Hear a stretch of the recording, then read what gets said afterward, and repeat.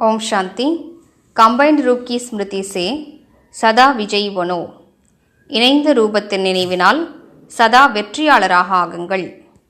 जैसे शरीर और आत्मा दोनों कंबाइंड होकर कर्म कर रही हैं, आपका टाइटल ही है कर्म योगी। உடலும் ஆத்மாவும் இணைந்த ரூபத்தில் காரியம் செய்வதை போன்று உங்களது டைட்டிலே கர்ம யோகி என்பதுதான்।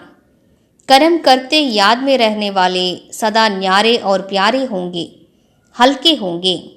கர்மங்களை செய்தாலும் தந்தையின் நினைவில் நிலைத்திருப்பவர்கள் சதா விலகியவராகவும் அன்பானவராகவும் இருப்பார்கள், லேசாக இருப்பார்கள்। நாலேஜ்ஃபுல் के साथ साथ पावरफुल स्टेज पर रहो। ஞானம் நிறைந்தவராக இருப்பதன் கூடவே சக்தி வாய்ந்த நிலையில் நிலைத்திருங்கள்।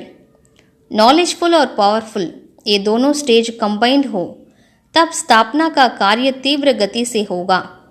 ஞானம் நிறைந்தவர் மற்றும் சக்தி நிறைந்தவர் இந்த இரண்டும் இணைந்த ரூபத்தில் இருந்தால்தான் புது உலக படைப்பின் காரியம் தீவிரமான வேகத்தில் நடைபெறும்।